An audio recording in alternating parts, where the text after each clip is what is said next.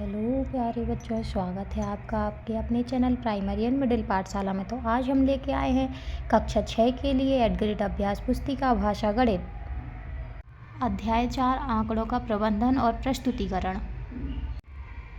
बहुविकल्पीय प्रश्न। प्रश्न 1, बारंबारता 6 को दर्शाने के लिए सही मिलान चिन्ह है। तो बारंबारता हम 5 अंकों के चिन्ह से मिलाते हैं। देखो 1 2 3 4 और ये 5वीं लाइन ऐसी हमारी इन 4 लाइन को काट के होती है और एक 6। तो ये कहाँ पे है? 1 2 3 4 5 और 6। तो इसका आंसर हुआ ऑप्शन सी। प्रश्न दूसरा, यदि एक स्माइली बराबर 2 विद्यार्थी तो 5 विद्यार्थियों को प्रदर्शित करने के लिए प्रतीक है। तो 5 विद्यार्थियों को प्रदर्शित करने के लिए प्रतीक हमारा बनेगा ऑप्शन डी, 2 स्माइली और एक आधी स्माइली। यदि एक चित्र, ये जो दिया हुआ एक चित्र बराबर 10 बच्चे हैं तो इतने से प्रदर्शित बच्चों की संख्या क्या होगी? तो एक का मान क्या है? 10। तो हमारे पास कितने दिए? 1 2 3 और आधा, तो 3 के हुए 30 और आधे का हुआ 5, तो 35। तो इसका आंसर हुआ ऑप्शन बी 35। एक शिक्षक ने विद्यार्थियों के शर्ट की साइज पूछकर उन्हें बोर्ड पर आरोही क्रम में लिखा। इन आंकड़ों की सहायता से प्रश्न क्रमांक 4 5 6 के उत्तर दीजिए। प्रश्न 4, विद्यार्थियों के शर्ट की अधिकतम साइज है, तो अधिकतम साइज है 36। प्रश्न 5 है, विद्यार्थियों के शर्ट की न्यूनतम साइज क्या है? तो न्यूनतम साइज होगी 28, ऑप्शन ए 28। प्रश्न 6 है, 32 साइज के शर्ट पहनने वाले बच्चों की संख्या क्या है? तो गिनो 32 कहाँ तक है? 1 2 3 4 5। तो कितने विद्यार्थी 32 साइज की शर्ट पहनेंगे? 5, ऑप्शन ए। प्रश्न क्रमांक 7 से 12 तक रिक्त स्थान है, रिक्त स्थानों की पूर्ति कीजिए। एक शिक्षक अपनी कक्षा में उपस्थित बच्चों से उनके पसंदीदा फल का नाम पूछता है एवं उस जानकारी से एक मिलान चिन्ह बनाते हुए बारंबारता सारणी बनाता है। तो फल का नाम, मिलान चिन्ह और बच्चों की संख्या। केला 6 बच्चों को पसंद है, अमरूद 12 बच्चों को पसंद है, आम 12 बच्चों को पसंद है, अमरूद 7 बच्चों को और पपीता 4 बच्चों को पसंद है। तो इन आंकड़ों की सहायता से प्रश्न क्रमांक 7 व 8 के उत्तर दीजिए। प्रश्न 7, फल खालिस्तान और पपीता को विद्यार्थी अमरूद से कम पसंद करते हैं। तो अमरूद की संख्या हमारे पास कितनी है? 7।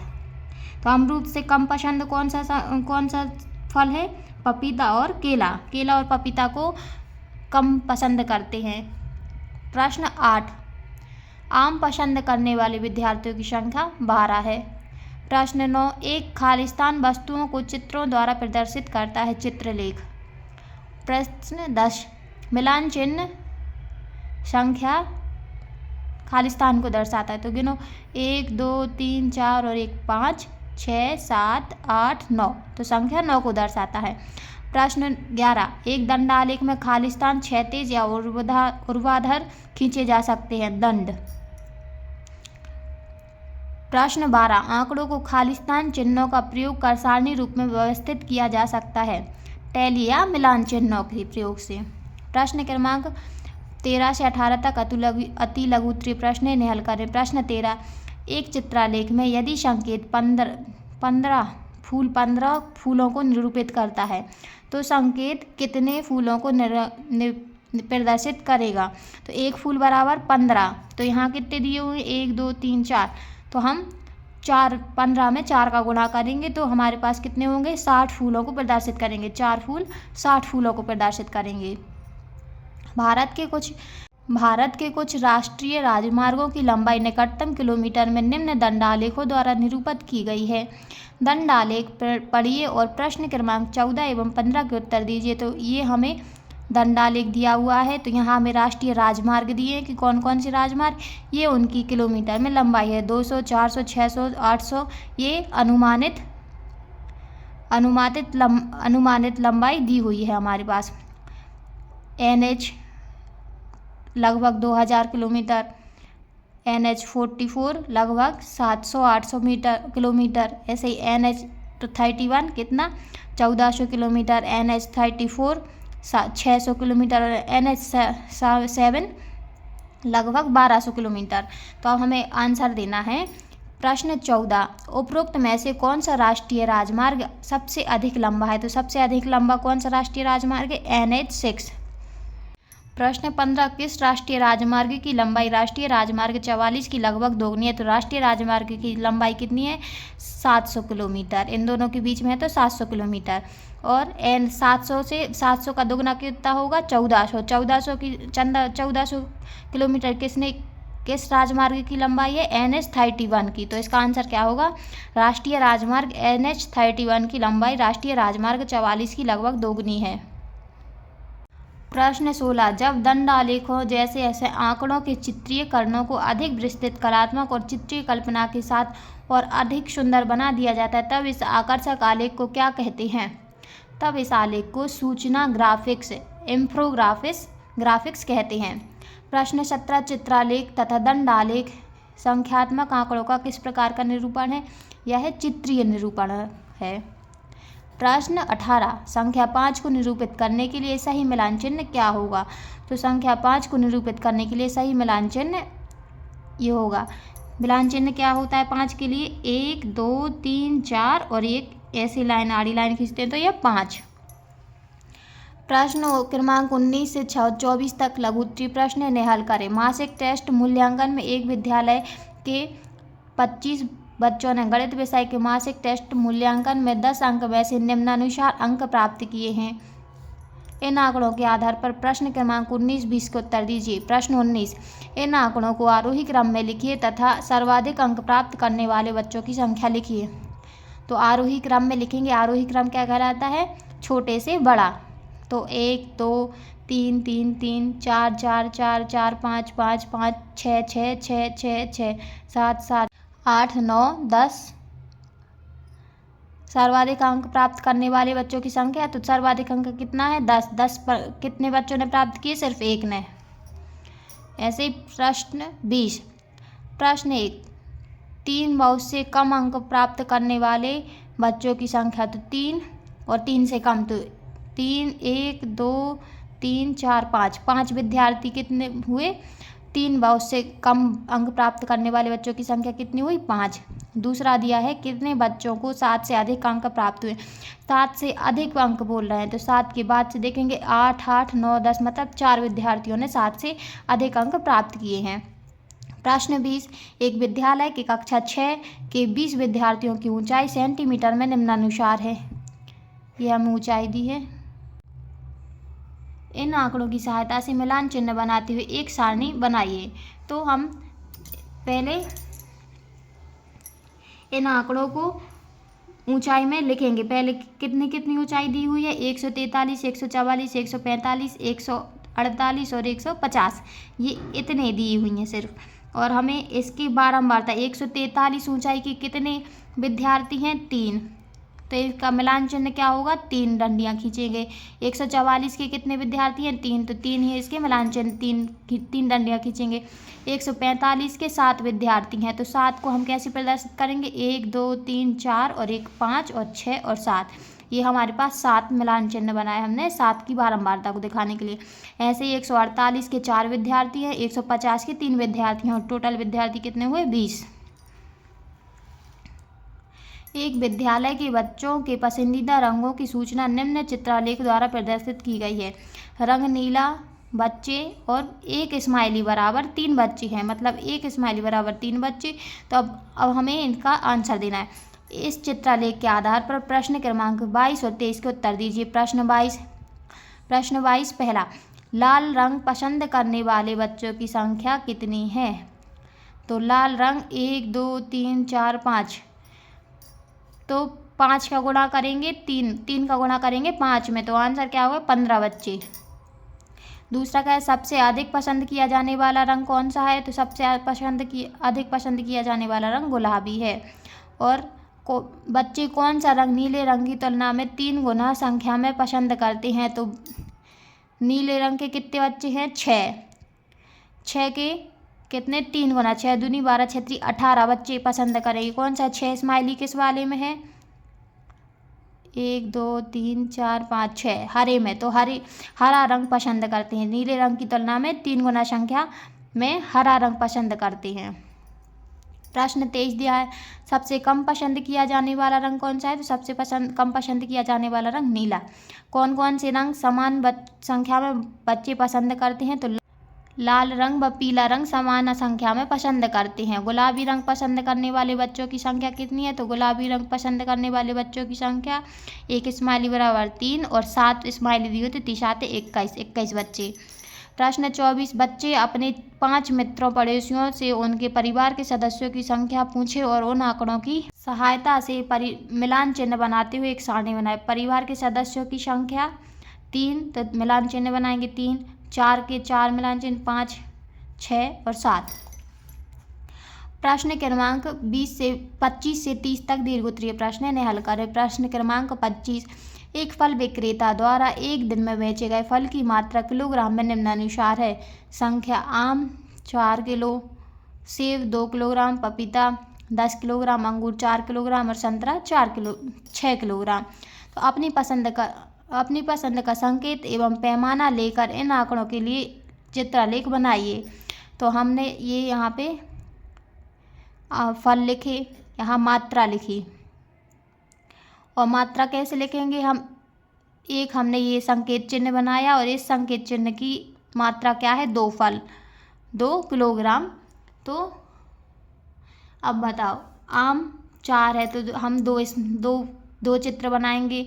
सेब 2 किलोग्राम है तो सिर्फ एक चित्र बनाएंगे। पपीता के लिए हम 5, अंगूर के लिए 2 और संतरा के लिए 3 चित्र बनाएंगे। प्रश्न क्रमांक 26, निम्नलिखित सारणी एक परिवार की विभिन्न मदों से होने वाले मासिक व्यय को दर्शाता है। तो मद है घर किराया, किराना, सब्जी, बिजली, शिक्षा, अन्न। व्यय रुपयों में 2500, 3000, 1500, 500, 500 और 2000। इन आंकड़ों की सहायता से अपनी पसंद का पैमाना लेकर एक दंडालेख खींचिए। तो हम दंडालेख खींचेंगे। हमने दंडालेख खींचा x, y। यहाँ पे हमने ये मदों के नाम दिए, घर, किराना, सब्जी, बिजली, शिक्षा और अन्य। अब हमने क्या किया, ये हमारे पास व्यय दिए हैं तो हमने प्रत्येक सेंटीमीटर पर 500 रुपये के हिसाब से ये आलेख चिन्ह बनाए। पैमाना y अक्ष पर 1 सेंटीमीटर बराबर 500 रुपये। तो 500, 1000, 1500, 2000, 2500, 3000। तो अब घर खर्च कितना है? 2500, तो हम 2500 तक एक दंडालेख खींचेंगे। किराना 3000 है, 3000 तक हम एक दंडालेख खींचेंगे। सब्जी 500 है, 1500 तो 1500 तक। बिजली 500, शिक्षा 500, अन्य 2000 तक का दंडालेख हमने ये खींचा। प्रश्न 27, एक शिक्षक ने वर्ष 2024 में दिवाली के अवसर पर 5 बड़े शहरों में बेचे गए मोटरसाइकिलों, स्कूटरों की संख्या के आंकड़ों को संग्रहित किया। मध्य भोपाल, इंदौर, जबलपुर, ग्वालियर, उज्जैन। मोटरसाइकिलों, स्कूटर की संख्या 2500, 3000, 2000, 1500, 2000। उन्होंने अपने विद्यार्थियों से चर्चा करने के लिए इन आंकड़ों का बोर्ड पर एक दंडालेख तैयार किया, परंतु इस आलेख का कुछ भाग किसी ने मिटा दिया। ये हमें दंडालेख दिया है। अब क्वेश्चन 1, इस आलेख में भोपाल के लिए खींचा गया दंड सही है, इसके आधार पर आलेख में उपयोग किए गए पैमाने को लिखिए। भोपाल का सही है और हमें यहाँ पे बेचे गए स्कूटर या मोटरसाइकिलों की संख्या लिखनी है। तो हम 1 सेंटीमीटर पर कितने का 500 मोटरसाइकिल या स्कूटर का पैमाना रखेंगे। तो 500, 1000, 1500, 2000, 2500, 3000, 3500। ये हमारा दंडालेख की संख्या बनेगी ये पर। अब तो भोपाल क्या दिया है पहला क्वेश्चन, इस आलेख में भोपाल के लिए खींचा गया दंड सही है, इसके आधार पर आलेख में उपयोग किए गए पैमाने को लिखिए। तो आलेख पर पैमाना 1 सेंटीमीटर बराबर 500 मोटरसाइकिल और स्कूटर हैं। दूसरा है, पैमाने के आधार पर ऊर्ध्वाधर रेखा पर सही संख्या अंकित कीजिए। तो बनाए गए दंडालेख में सही संख्या अंकित कर दी गई है। उज्जैन शहर में बेचे गए मोटरसाइकिल, स्कूटरों के लिए दंडालेख को पूरा कीजिए। नए बनाए गए आलेख में संख्या अंकित की गई है, नहीं, इंदौर के लिए खींचा गया दंड सही नहीं है। प्रश्न 28 है, किसी गांव में एक वर्ष में उगाई गई विभिन्न फसलों के लिए उपयोग में लाए गए भूखंडों का क्षेत्रफल निम्नानुसार है। संख्या और भूखंड का क्षेत्रफल, गेहूं 400 हेक्टेयर में, चना 200 में, सोयाबीन 350 में, मूंगफली 250 और मटर 150 में। तो 100 हेक्टेयर को एक उपयुक्त संकेत द्वारा दर्शाते हुए एक चित्रलेख बनाइए। तो हमने यहाँ फसल के नाम लिखे और यहाँ हमें भूखंड का क्या करना है, चित्रलेख बनाना है। तो हमने इस चित्र को बनाते हुए इसका मान कितना रखा, 100 हेक्टेयर। एक चित्र का मान क्या होगा, 100 हेक्टेयर। तो गेहूं कितने हेक्टेयर में है, 400, तो हम चार चिन्ह बनाएंगे। चना 200 में, तो हमने 2 चिन्ह बनाए। सोयाबीन 350 में, तो सोयाबीन के लिए हम 3 और आधा चिन्ह बनाएंगे। मूंगफली 250 में, तो 2 और आधा चिन्ह, और मटर 150 में, तो 1 और आधा चिन्ह हमने इसमें बनाया। प्रश्न 29, एक पासे को 40 बार उछालिए, प्राप्त संख्या में एक बारंबारता सारणी बनाइए। इस सारणी की सहायता से दंडालेख भी बनाइए। तो पासे को 40 बार उछालने पर प्राप्त संख्याएं हमने ये लिखी हैंगी। अब एक पासे को 40 बार उछालने पर प्राप्त संख्याएं हमारे पास ये प्राप्त हुई। तो हमें क्या करना है, प्रश्न 6 तक, एक पासे में 6 तक ही अंक होते हैं, तो हमें संख्या 6 तक ले जाएंगी। और बारंबारता हमने इनमें से गिन के लिखी कि पहला क्या आया, एक अंक कितने बार आया, 7 बार, तो इसका मिलान चिन्ह ये बना 7। 2 कितने बार आया, 6 बार, 3 5 बार, 4 बार, 5 11 बार और 6 7 बार आए। तो हमने इसके मिलान चिन्ह ये बनाए और इसका योग कितना हुआ, 40। इसके लिए हमने दंडालेख बनाया। पैमाना y अक्ष पर 1 सेंटीमीटर पर 2 अंक दिए हैं। ये हमारा y अक्ष का पैमाना और 1 सेंटीमीटर पर 2 अंक, 2 4 6 8 10 12। तो हमें एक अंक कितने बार प्राप्त हुआ, 7 बार। तो हमने यहाँ तक आलेख खींचा। 2 अंक कितने बार प्राप्त हुआ, 6 बार, तो हमने 6 तक खींचा। 3 अंक 5 बार, 4 अंक 4 बार, तो 4 के निशान तक हमने आलेख खींचा। 5 हमारे पास 11 बार आया और 6 हमारे पास 7 बार आया। तो हमने इसके हिसाब से दंडालेख खींचा। प्रश्न 30, किसी प्राथमिक विद्यालय की प्रत्येक कक्षा में विद्यार्थियों की संख्या चित्रालेख द्वारा दर्शाई गई है। तो कक्षा में 1 2 3 4 5 के विद्यार्थियों की संख्या और एक चिन्ह बराबर हमारे पास 6 विद्यार्थी हैं। तो ये हमें विद्यार्थियों की संख्या दी हुई है। इस चित्रालेख को देखकर निम्नलिखित प्रश्नों के उत्तर दीजिए। प्रश्न 1, किस कक्षा में विद्यार्थियों की संख्या न्यूनतम है। तो कक्षा 5 में विद्यार्थियों की संख्या न्यूनतम है। दूसरा, कक्षा 3 में विद्यार्थियों की संख्या कितनी है। तो कक्षा 3 में विद्यार्थियों की संख्या 21 है। प्रश्न तीसरा, कक्षा 1 और 4 के विद्यार्थियों की संख्या के बीच कितना अंतर है। तो कक्षा 1 और 4 के विद्यार्थियों के बीच अंतर 24 विद्यार्थी कक्षा 4 में हो और कक्षा 1 में है 15 विद्यार्थी। तो इसका अंतर क्या हुआ, 9 विद्यार्थी। चौथा, किस कक्षा में बच्चे संख्या में कक्षा 4 के बच्चों के आधे हैं। तो कक्षा 5 के बच्चे संख्या में कक्षा 4 के बच्चों के आधे हैं। प्रश्न 5वां क्या है, यदि कक्षा 1 में 3 और विद्यार्थियों को प्रवेश मिलता है तो आलेख में किस प्रकार का परिवर्तन होगा। तो इसका आंसर क्या होगा, कक्षा 1 में विद्यार्थियों के चित्रालेखों में चिन्हों का परिवर्तन होगा। इसी के साथ हमारा समाप्त होता है। यदि आपको हमारी वीडियो पसंद आई हो तो like, subscribe, share and comment जरूर करें। धन्यवाद।